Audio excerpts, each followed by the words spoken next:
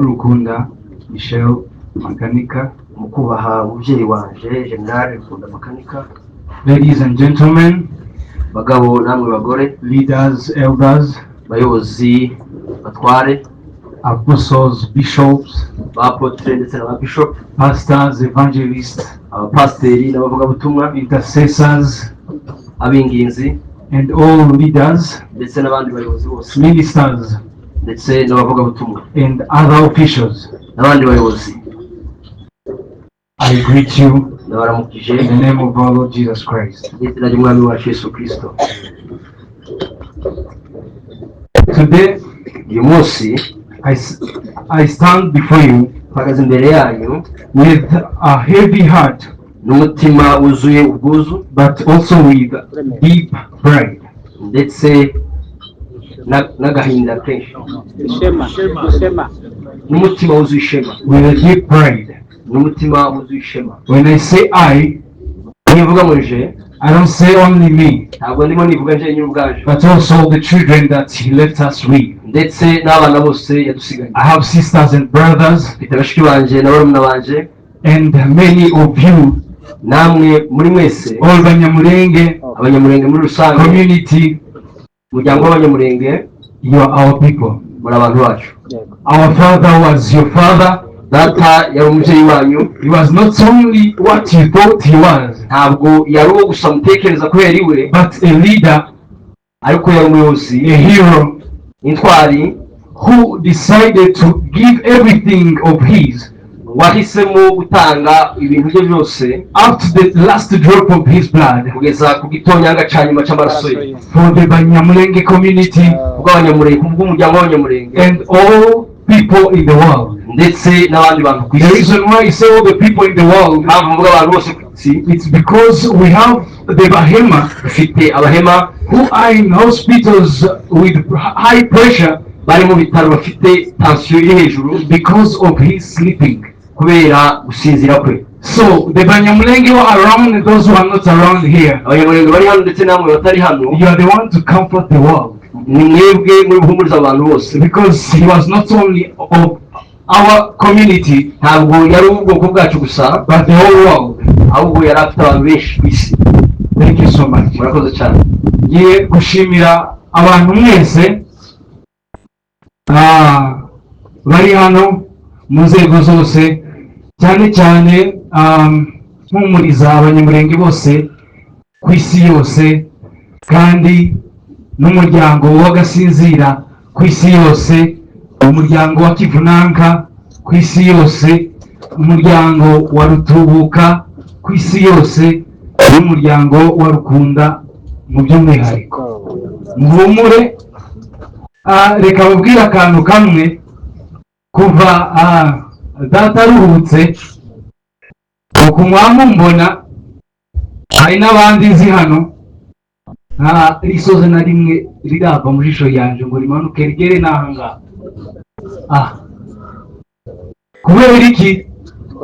Igihe mbere y'uko aruhuka nari mu cyumba cy'amasengesho, umunsi aruhuka nari mu cyumba cy'amasengesho, na nyuma yaho naraye mu cyumba cy'amasengesho, kuko n'ubundi amakuru nayamenye amazu ashize umunsi, abo twari kumwe badukuriyeho internet kugira ngo tudahungabana, ariko nakirayemo kandi ifite ibyishimo. Apostle Christophe ambwira amakuru, twari kumwe n'abandi bavandimwe, n'undi sister wacu ngo ni bebe wa Muzehe Oscar. Ndabanza mpumurize Muzehe Oscar hano, ari mu bantu bandeze, ni umubyeyi kandi w'imfura, mumwubahire icyo. Wanasifiwe.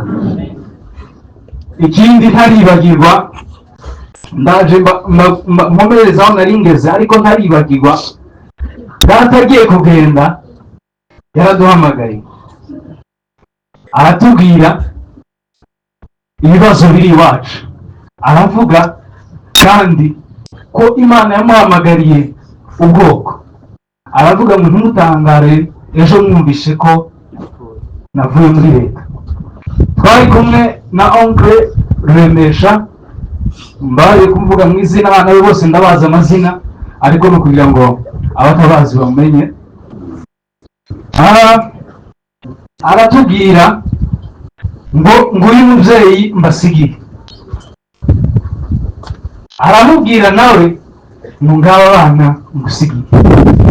Ikiruta zose aravuga ngo tumenye Imana kandi dusenge. Yatwigishije Yesu, ahawe umugisha umuntu wamwigishije agakiza aranamubatiza, ariko mu ijuru uzogororerwa rero.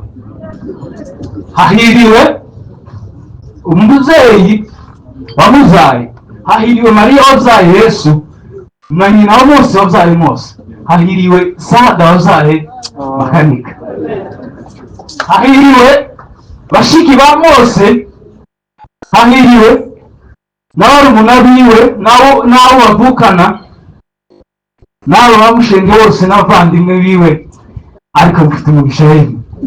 Noneho hahiriwe urubyaro rwiwe. Bazwi ndaza kubabwira amakuru yambwiye, abantu bavuze amakuru yavuze atarapfa, ariko aha mfite mesaje ikomeye yavuze amaze gupfa. Nta muntu wari ubizi. Impamvu babona bano bana bakomeye nuko hari n'abakonjoreyeho make. Fideli ntararira, ntagisoza yiwe ndabona. Nuko rero ikindi kintu mbasaba ni kimwe, mudukundire bano bantu kandi mudukundire Umunyamurenge. Umuntu uzawundira umubyeyi wemeje, uwo muntu nanjye nzamukunda, kandi uzamwanga uwo muntu sinzi ko tuzahuza. Uyu ni umubyeyi wacu warazipiwe. Nagira mumbwiye kaka ko mu bana yazaye hari uwavukiye ahandi atamenye. Rukundo yambwiye ngo amen. Icyo ngicyo ni ukuri. Bwana sipiwe bamaze kumbwira amakuru, Apostle Christophe amaze kuyatubwira, ba Papariyeri reka mvuge mu izina kuko umwana ntimuzi, Eveke hariya nabonye ko atabashije kubitubwira, aratuzungutsa tujana ku ikanisa. Sindabona Apostle Christophe atari guseka, mbona mwari guseka, ariko nje kamuganiriza ntazi n'ibyabaye. Badukura kanisa batujana mu rugo, baratwicaza, baguma guca hirya no hino bashaka ukuntu bahurutse inguru, birabananira. Batangire gukatakata ngo niyo wabagana, kuko hari ayo twari twumvishe mbere. Ukuguru kwanje kw'ibumoso kukaza kwama kujuguma, kurajuguma, umutima uratera, yakira umuntu uri umutima uratera. Naba numva ko imbaraga zose zishize. Nzamuka aho twasengeraga, mbwira Imana, ndayishima Mana we, ndayishima. Mare kwishima ndabwira ngo inyemeza ikintu kimwe, kw'ibyo yamuhamagariye abishoje, kandi ko aho yari akeneye gutaha mu ijoro yahageze. Muri mesaje iciye mu nzozi, Makanika agaragara aharabagirana yera, aravuga ngo, ndavuga nk'uwavuga umuntu bwite, ariko ndi kubwira Umunyamurenge wese, ese nawe nkubarira. Ndavuga ngo wowe ibyabaye ntazo wamenye. Aravuga ngo ibi Imana yari yaramubwiye, na mbere y'uko agenda Imana yamubwiye ngo kizomuhambira ngo kandi iryo rango ngo nta muntu uzoyimunyeganyeza, ngo kandi ngo Abanyamurenge ngo kiriya gihugu ngo nta muntu uzongera kubanyeganyeza. Agiye kugenda yavugaga tu message, sinzi niba mwaratumvishe, yaravuze ngo tugomba gupfa. Babivuze ngo tugomba gupfa kugira ngo abandi babone agakiza.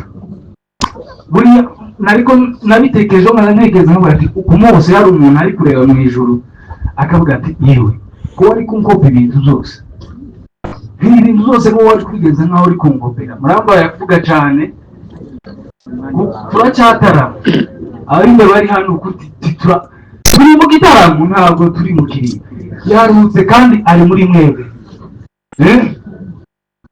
ngo izamugira monima ikomeye ku isi ntabwo yambwiye ngo Imana yambwiye izomubwira monima ikomeye ku isi barasepima akayangana arabagira ni benshi reka nyerekere aho ngaho barasepima mukomere amen mushikame barasepima turi kumwe n'Imana kandi uwatabarutse yatabarutse amahoro. Message mbabwiye nuko yashitse ari amahoro kandi umugambi Imana yari yaramuhaye gusohoza yawusohoje. Amen. Murakoze cyane. Murakoze cyane Rumesha.